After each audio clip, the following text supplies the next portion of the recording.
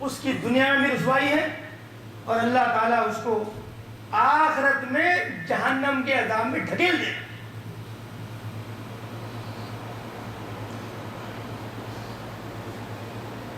تو میرے بھائیوں، میرے عزیزوں، میرے بزرگوں، میرے نوجوانوں، ہم کو سب سے پہلے اس چیز کو دیکھنا ہے کہ کہاں سے خطرہ منڈلا رہا ہے.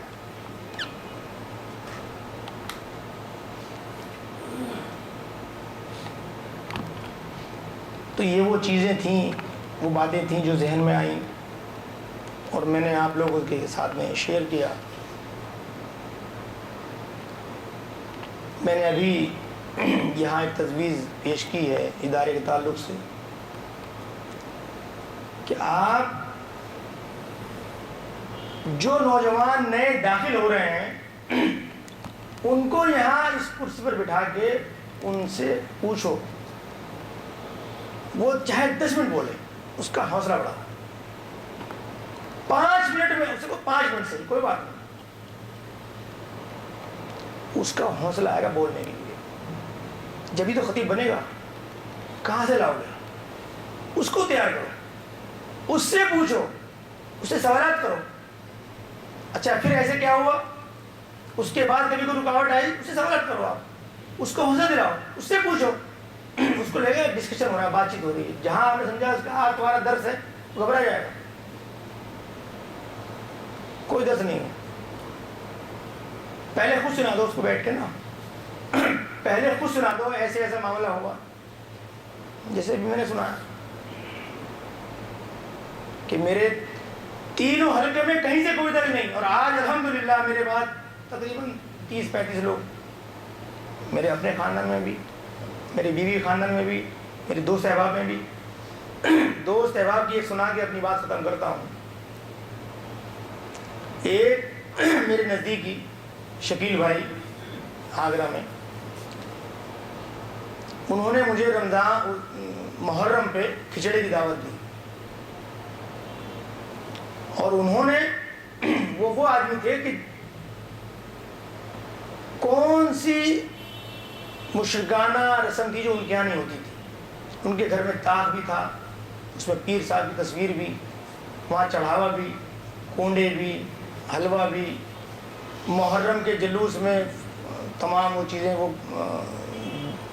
شربت پلانا اور سبیلے لگانا اور وہ کھچڑا. مجھ کو انہوں نے بلایا کہ کھچڑے کی دعوت ہے. میں ان کے یہاں گیا، لیکن پلاننگ دماغ میں پہلے کر لی کہ مجھے کیا کرنا ہے. سوچ کے گیا. اس میں کچھ باہر کے نوجوان بھی تھے، ان کو بلا رکھا تھا، بیٹھے، بات چیت ہوئی. اب وہ کھچڑا آیا، اس پر ڈسکشن شروع ہوا. جو بھی کچھ میں کہہ سکتا تھا اس وقت اللہ کی توفیق سے میں نے کہا. الحمدللہ جو لوگ کھا رہے تھے انہوں نے چھوڑ دیا اس کو. اس کا کھچڑا کافی بیکار ہوا.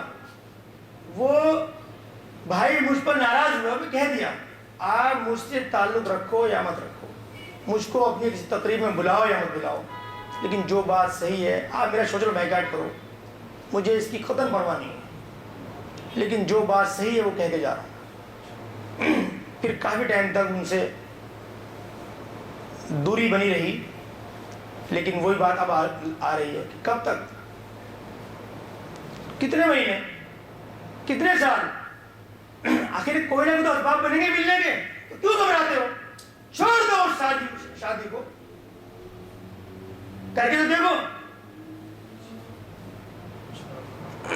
اس کے بعد وہ نزدیک آتے رہے، بات چیت ہوتی رہی. آج وہ شخص ہمارے ساتھ نماز پڑھتے ہیں، سینے پر ہاتھ باندھتے ہیں، رفع کرتے ہیں. ان کی خواتین عیدگاہ میں جا کے نماز پڑھتی ہیں، رمضان میں آ کے تراویح پڑھتی ہیں، جمعے کی نماز میں آتی ہیں. انہوں نے اپنے گھر سے تمام چیزیں اٹھا کے پھینک دی. آج وہ شخص وہ ہے میرے لیے کہ جو وہ خطبہ سنتے ہیں وہ آگے جا کے ایسی جگہ بولتے ہیں، ایسی جگہ بتاتے ہیں، اور وہ آدمی شہر کے بڑے بڑے علماء سے ٹکر لے رہا ہے. وہ آدمی جو کل تک ایسا تھا اور اللہ نے اسے توفیق دی، آج وہ آگرہ میں بڑے بڑے مجلسوں میں بیٹھ کے جس وقت بولتا ہے تو بولتی بند کر دیتا ہے.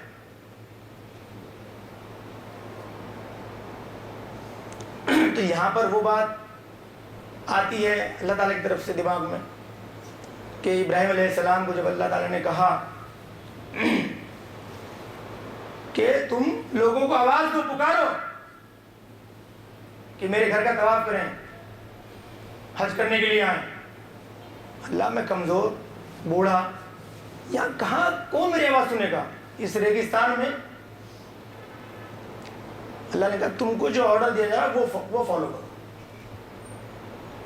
نبی کا کام تھے جو آرڈر آ رہا ہے اس کو فالو کرنا ہے، بتانا ہے لوگوں. تم سے جو کہا جا رہا ہے وہ کرو، تمہاری آواز تو پہنچانا ہمارے ذمہ ہے، وہ ہمارا کام ہے، تمہارا کام نہیں ہے. تم کو جو کہا جا رہا ہے وہ کہو. آج ہمارا آپ گواہ ہے، دیکھو حرم میں اس جمعے کو یہ منظر تھا جیسے حج کا منظر. مجھے خود حیرت ہوئی، میں نے بھائی آپ نے شیئر کیا، میں نے کہا بھائی میں سوچ لیتا تھا کہ عمرے میں یہ پوزیشن، حج کا منظر فل پیک حرم، اور انشاءاللہ قیامت تک اسی طرح رہے. تو یہ تو اللہ کا نظام ہے. اس لیے ہم آپ آج یہاں اس بات کا فیصلہ کر کے اٹھیں گے کہ ہم نے اگر کچھ بھی پڑھنا ہے تو اس کا ترجمہ پڑھنا ہے، اور وہ خالی اپنے تک محدود نہیں ہوگا. وہ ہم اپنے گھروں میں جائیں گے تو وہاں پر بھی ہم اگر کسی گھر میں قرآن اوپر رکھا ہے تو اس کو اللہ تعالیٰ نے تو جبریل علیہ السلام کے ذریعے نیچے بھجوایا، محمد رسول اللہ صلی اللہ علیہ وسلم نازل فرمایا، اور ہم اس کو وہیں اوپر رکھے بیٹھے ہیں. پڑھنے کا مسئلہ ہی ختم ہے. تو نہیں، ایسے نہیں چلے گا. بہرحال اللہ تعالیٰ سے دعا گو ہوں کہ اللہ تعالیٰ ہمیں حق بات کہنے کی، اس کو سننے کی، اس پر عمل کرنے کی، اس کو دوسروں تک پہنچانے کی اللہ تعالیٰ ہمیں توفیق عطا فرمائے. آمین یا رب العالمین. وآخر دعوانا الحمدللہ رب العالمین. السلام علیکم ورحمۃ اللہ وبرکاتہ. حامد و مسلم اما بعد، میرے محترم ساتھیوں اور میرے عظیم بھائیوں، حقیقت یہ ہے کہ روشنی روشنی ہوتی ہے اور حق حق ہوتا ہے. اور جیسا کہ اللہ رب العالمین نے قرآن مجید میں فرما دیا کہ جاء الحق وزهق الباطل ان الباطل کان زہوقا. دنیا یا باطل کتنے حق کو چھپائے، کب تک چھپاؤ گے، کب تک چھپاؤ گے؟ اور باطل کو چھپانا حق کے اظہار کی علامت ہے. ابھی آپ نے ہمارے محترم مہمان، اللہ تعالیٰ ان کے ذوق کو بلند کرے، ان کے عزم و ہمت میں مزید پختگی پیدا کرے، ان کے زبان میں زیادہ سے زیادہ تاثیر پیدا کرے. حقیقت یہی ہے، ایک بندہ جب حق سے منسلک ہو جاتا ہے، اس کے جذبات، اس کے احساسات کی ترجمانی اس کے الفاظ بھی مساوقات نہیں کر سکتے. آج ہمارے اقبال بھائی، میں یقینی طور پر میں ان کے جذبات کا، ان کے احساسات کی ترجمانی میں نہیں کر سکتا. ایک مومن آدمی جو عمر کا ایک حصہ بادل میں اپنی دنیا کو گزار دیا ہو، حق ملنے کے بعد کس صداقت کے ساتھ، کس سچائی کے ساتھ انہوں نے حق کو قبول کیا، اور قبول کرنے میں تاخیر میں، جیسا ہمارے بہت سے نوجوان کہتے ہیں بھائی اپنے مفتی صاحب سے جا کر پوچھیں گے، جس مفتی نے زندگی بھر گمراہ کر رکھا ہو قرآن و سنت کہ جس کے اوپر جو معمولی ڈاؤٹ رکھتا ہے وہ کافر ہو جاتا ہے، اس کتاب و سنت کے آ جانے کے بعد اس کی صداقت کے لیے اس علماء کے پاس، اس مفتی کے پاس جاتا ہے جس نے زندگی بھر سے گمراہ کر رکھا ہو. میرے بھائیوں بتائیے، قرآن سنت کی توہین نہیں تو اور کیا ہے؟ آج اقبال بھائی کی زندگی کہ دیکھیے، جب یہاں پر حرم میں آئے ہوئے تھے اللہ کی عبادت کے لیے، لیکن طریقہ ان کا صحیح نہیں تھا۔ ایک وفادار دوست، ایک مخلص دوست سے جو ملاقات ہوتی تھی، مجھے نہیں معلوم کہ پہلے دوستی بھی نہیں تھی، لیکن بغور عاقل بھائی یہیں پہ ان کی بھی ملاقات ہوئی، یہ ملاقات دوستی میں بدل گئی۔ ایک وفادار دوست کی علامت ہوتی ہے کہ اپنے دوست کو سچی بات بتائے، کھلانا الگ چیز ہے، پلانا الگ چیز ہے، گھر میں جگہ دینا الگ چیز ہے، یہ تو دشمن کو بھی دیا جاتا ہے، لیکن سب سے مخلص دوست کی علامت یہ ہے کہ اپنے بھائی کو اپنی طرف سے حق پہنچا دے۔ الحمدللہ دونوں طرف تھی آگ برابر لگی تھی، ہمارے عاقل بھائی نے پیش کیا اور دردمند انسان نے اس کو قبول کیا۔ نماز ظہر اگرچہ انہوں نے اپنے طریقے پر پڑھ لی، ان کو نہیں معلوم تھا، لیکن حق آنے کے بعد جیسا کہ ہمارے مہمان محترم نے بتایا، عصر کی نماز یہ نہیں چھوڑا اچھا چلو ہم بعد میں شروع کر لیں گے، چل کے حرم میں دعا کرتے اس کے بعد ہم شروع کریں، نہیں بھائی میرے بھائی، کیا گارنٹی ہے کہ عصر کے بعد تک ہم زندہ بھی رہیں گے؟ جب اللہ نے مہلت دے دی ہے، عصر کی نماز ہوگی تو سنت کے مطابق ہوگی۔ ماشاء اللہ ادا کیا، اللہ تعالیٰ ان کی عمر کو دراز کرے اور ان کی زبان میں مزید تاثیر پیدا کرے۔ میرے نوجوان دوستوں، حق ہوتے ہیں اور آپ بھی اللہ کا شکر ادا کریں۔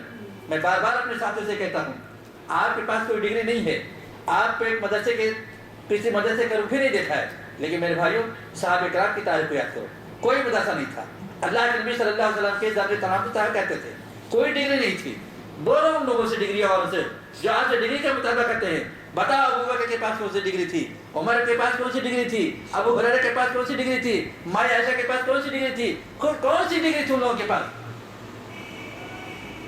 یہ ڈگری کا پیش کرنا یہ اپنی باطل کو حق کو چھپانے کی علامت ہے اور باطل کو پیش کرنے کی جسارت ہے۔ میرے بھائیوں، آپ کے پاس سب سے بڑی ڈگری یہی ہے، آپ کے سینے میں کتاب اللہ کی آیت معنی کے ساتھ موجود ہے۔ آپ کی سب سے بڑی ڈگری یہ ہے کہ آپ کے سینے میں رسول اللہ صلی اللہ علیہ وسلم کی حدیث مفہوم کے ساتھ ہے، اور اس مفہوم کے ساتھ جس کو صحابہ کرام نے سمجھا تھا، جس کو تابعین نے سمجھا تھا، جس کو تبع تابعین نے سمجھا، جس کو ائمہ اربعہ نے سمجھا، جس کو ہمارے اسلاف نے سمجھا تھا۔ میرے بھائی، اس سے بڑھ کے ڈگری آپ کیا ہوگی؟ لات مار ان ڈگریوں کو کہ جہاں پر دارالجبل کی ڈگری ہے، ندوہ کی ڈگری ہے، بڑے بڑے مفتی ہے، بڑے بڑے قاضی ہے، شہر کے قاضی ہے، شہر کے مفتی ہیں، زبان سے نکلتے جھوٹی حدیثیں نکلتی ہیں، زبان سے نکلتی تو موضوع روایتیں نکلتی ہیں، زبان سے نکلتی تو اللہ کے نبی کی مخالفت میں نکلتی ہے، اور جب مزید معلومات ہوتی ہیں تو قربان جائیے اور لعنت بھیجیے 1000 بار، اس مفتی کے زبان سے کفر کا فتویٰ نکلتا ہے ان لوگوں کے لیے جن کی زبان سے قرآن کے کلمات نکلتے ہیں، رسول اللہ صلی اللہ علیہ وسلم کی حدیث نکلتی ہے، اس مفہوم کے ساتھ جس مفہوم کو صحابہ کرام نے سمجھا تھا۔ میرے بھائیوں، تو آپ اللہ کا شکر ادا کرتے ہیں، 1000 بار شکر ادا کرتے ہیں، اور یاد رکھیے ابھی ہمارے محترم نے اپنی زندگی کے تجربات، اپنی زندگی کے مشن کو جس طریقے سے آپ سے بیان کیا ہے، یہ کوئی تقریب پروگرام نہیں تھا، اپنی زندگی کی حکایت تھی، اور اس حکایت میں ہمارے لیے بہترین سبق ہے کہ ایک مومن جب اس کے دل میں حقیقت آ جاتی ہے تو کھلبلی مچ جاتی ہے، چلیں نکلیں ہم۔ سورج یا چاند بادل میں چھپتا نہیں ہے، اگر چھپ گیا تو پھر چاند نہیں رہا۔ چاند اس لیے ہے کہ روشنی دے، اب کس کو روشنی دے؟ ستاروں کو نہیں، پوری دنیا کو روشنی دے۔ آپ ایک چاند ہیں، آپ ایک چاند ہیں، جہاں پر جائیں گے 14ویں رات سے جگمائیں آئیں گے۔ اگر آپ کی وجہ سے جگمائیں تو پھر آپ چاند نہیں میرے بھائی، سمجھے؟ تو آپ جو شخصیت ہے اور آپ محسوس کرتے ہیں الحمدللہ آپ کی محنتوں سے، آپ کی قد و کاشت سے کتنے افراد کو اللہ تعالیٰ نے ہدایت دی ہے۔ یہ اس وقت محسوس ہوگا جب وہی نام اعمال سامنے ہوگا قیامت کے دن، یہی مفتی ان کی ڈگریاں ان کو جہنم میں ڈھکیلیں گی، اور یہی جہالت کہ آپ کی جہالت کی آپ کے میں کتاب و سنت تھا، اور جتنے افراد کو آپ نے ہدایت دی ہے، آپ کے جیسے جو افراد کی ہدایت دی ہے، وہی کے نام اعمال آپ کے نام اعمال میں آئے گا، اور یہی نام اعمال آپ کو جنت الفردوس میں لے کر جائے گی۔ اس سے آپ کہتے ہیں میرے بھائیوں، اللہ تعالیٰ دعا کرتے رہیں کہ اللہ تعالیٰ ہماری اس محنت کو قبول فرمائے۔ اور میرے دوستوں، میرے عزیز ساتھیوں، میں آپ کو کہتا ہوں، واللہ دل سے کہتا ہوں کہ آپ معمولی آدمی نہیں میرے دوستوں، آپ معمولی آدمی نہیں ہے، آپ ایک پیسے شراب میں خرچہ ہوتا ہے ان 1000 پیسوں سے بہتر ہے جو پیسے باطل میں جاتے ہیں اور باطل میں خرچ ہو کر کے کما کر کے باطل کے راستے میں خرچہ ہوتے ہیں۔ آپ کا ایک پیسہ، آپ کی ایک محنت، آپ کی ایک قدم، آپ کی ایک آواز بہت عظیم قیمت ہے، بڑی عظیم۔ آپ کا ایک پیسہ ہوتا ہے حق کی بلندی کے لیے، آپ کی زبان سے ایک آواز نکلتی ہے حق کی بلندی کے لیے، آپ ایک قدم چلتے ہیں اپنے دوست احباب کو بلانے کے لیے، حق کے پرچار کے لیے۔ آپ کیا ہیں؟ آپ کیا ہیں میرے بھائیو؟ عمر فاروق کو اس دور کی یاد کرو۔ عمر فاروق نے کیا اللہ کے نبی صلی اللہ علیہ وسلم، اب ہم جب حق پر آ گئے تو چوری چھپے دعوت نہیں پیش کریں گے۔ ہمارا رب ایک ہے، ہمارے نبی ایک ہے، ہمارے قرآن کے ایک ہے، حدیث ایک ہے۔ اب ہم ڈنڈے کے چوٹ دعوت کریں گے۔ اللہ تعالیٰ آپ کا ناصر ہے، اللہ تعالیٰ مددگار ہے، اور اللہ تعالیٰ ہمارے آپ کی مدد کر رہا ہے، اچھے اچھے موقع پہ مدد کیا اللہ میرے بھائی۔ اور یقیناً اللہ تعالیٰ کہتا ہے کہ ہم اپنے بندوں کی مدد کرتے ہیں، شرط ہے کہ مومن ہیں۔ تو آپ اپنے آپ کو تنہا کبھی محسوس نہ کریں۔ مومن اپنے آپ کو تنہا محسوس کر لیا، وہ مومن نہیں ہے۔ سب سے بڑی تعریف مومن کے ساتھ اللہ تعالیٰ کی تعریف ہوتی ہے، ٹھیک ہے آپ کا حق پر ہے۔ اور ہمارے محترم مہمان کے اس بیان سے اپنے دلوں کے اندر دھڑکنیں پیدا کریں، ولالا جذبہ پیدا کریں کہ ایسے بزرگ جن کے بال بھی سفید ہونے، ابھی ہمارے آپ کے بات تو کالے ہیں ماشاء اللہ، ابھی آپ کے لمبی عمریں ہیں، ایسے لوگوں کے سے استفادہ کیجیے، صحبتیں رکھیے، اس سے تعلقات قائم رکھیے۔ اور ہماری کوشش ہے، میں اپنے تمام نوجوان سے کہتا ہوں میرے بھائیوں، کہیں کے بھی رہنے والے ہو، ہندوستان کی کس کونے میں ہو، ہندوستان کے ہو، پاکستان میں کہیں بھی ہو، مومن ہو، مسلمان ہو، حق کے پرچارک ہو، ہر ایک کے پاس دوسرے کے پناہ ہونا چاہیے، ہر ایک کے پاس دوسرے کی تعریف ہونی چاہیے۔ ہمارا ایک بھائی جو لکھنؤ میں رہتا ہے، دوسرا بھائی جو دلی میں رہتا ہے، کانٹا چپ گیا ہے، آپ کے پیر میں بھی کانٹا محسوس ہونی چاہیے۔ یہ ایمان کی علامت ہے۔ آپ کے پاس جتنا حق ہے، جتنی آپ کے پاس طاقت ہے، اپنے بھائی کی مدد کرتے رہیے، یہ ہماری ایمان کی ہے، اور یہ ہونا چاہیے۔ ہم اگر اس طرح سے رہیں گے، اور ہمارے اتنے جدے کے نوجوان یہاں پر ہیں، جہاں جہاں بھی رہتے ہیں، اگر اسی سلسلے میں کہ لڑائی میں ہم پیروئے رہیں گے تو انشاءاللہ یاد رکھو میرے دوستو، وہ دن بعید نہیں ہے کہ انشاءاللہ ہندوستان کے کونے کونے میں توحید کا پرچار آپ سے ہوگا، آپ سے ہوگا، اور ہو رہا ہے۔ لکھنؤ ڈھا پہ لیتی تو جانتا نہیں تھا، کتاب و سنت سے جانتا نہیں تھا، صدیوں سے ندوہ ہے، صدیوں سے ندوہ ہے۔ بڑے بڑے ادبا، بڑے مفکر، علی میاں ندوی جیسے شخصیتیں پیدا کیا، لیکن علی میاں ندوی سب کچھ دے گئے، نہیں دیے تو کتاب و سنت کی تعلیم نہیں دی، کیا کریں گے؟ کیا کریں؟ آپ کے پاس کوئی ڈگری نہیں ہے، لیکن آپ نے اپنے وجود سے لکھنؤ کے گلی گلی میں، کوچے کوچے میں کتاب و سنت کے شمع آپ جلائے ہیں ماشاءاللہ، الحمدللہ۔ اور آپ کی ضرورت سے، آپ کی ساتھ سے لکھنؤ کے گلی گلی نہیں، پورے حلقے میں انشاءاللہ کتاب و سنت کی روشنی اسی سے دماغی رہے گی انشاءاللہ۔ تو میرے جوان ساتھیوں، آپ اپنے آپ کو تنہا محسوس کرو، ایسے بزرگوں کے ساتھ، ان کے صحبتوں سے، ان کے تجربات سے فائدہ حاصل کرو، اور عزم کر لو، عزم محکم کر لو کہ انشاءاللہ جب تک اس دنیا میں ہمارے اللہ تعالیٰ ہم کو زندہ دیا ہے، اللہ نے ہم کو اسی لیے پیدا کیا ہے، اور اس میں ہم مکمل کر کے ابراہیم علیہ السلام کے دکھا دیں، جس سے اللہ تعالیٰ ابراہیم کو آگ میں ڈالا تھا۔ ابراہیم علیہ السلام نے کہا اللہ تعالیٰ میں تیرا مومن بنتا ہوں، ڈالو کتنے ڈالو گے؟ ابراہیم پوچھ کر کے دکھا دیے، اور وہ آگ جو اللہ تعالیٰ کی مخلوق تھی، اس نے کہا اللہ تعالیٰ میں تیری مخلوق ہوں، میں تیرے بندے کیسے جا سکتی؟ آپ مومن ہیں میرے بھائی، اللہ تعالیٰ آپ کو کبھی بھی ضائع نہیں کر سکتا ہے۔ تو میرے دوستوں، میرے بھائیوں، آج مجھے بڑی خوشی ہوئی ہے، اور میں اپنے مہمان محترم کا تہہ دل سے شکریہ ادا کرتا ہوں، اپنی جانب سے بھی اور آپ تمام حضرات کی جانب سے بھی، اور محترم سے بھی درخواست کرتا ہوں کہ آپ ہمارے نوجوان ساتھیوں کے لیے اور ہم جیسے لوگوں کے لیے دعائے خیر میں عادت کریں، اور ہمارے قاری صاحب جو 24 گھنٹہ اس کے لگے رہتے ہیں، ان کے لیے بھی دعا کرتے ہیں تاکہ اللہ تعالیٰ کی عزم و ہمت اور مزید کو صحیح ادا کرے اور انہیں استقامت بھی دے۔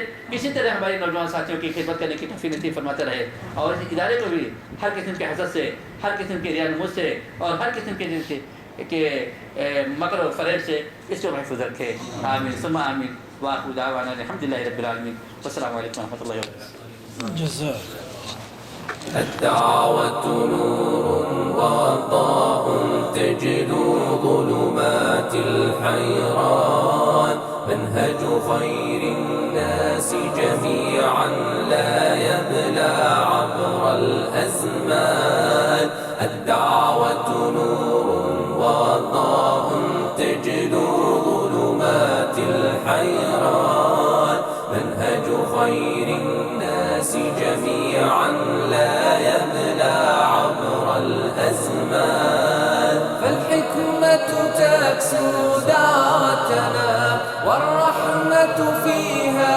عنوان ورسول الله يوجهنا أن نتبع هدي القرآن أن نتبع هدي القرآن أن نتبع هدي القرآن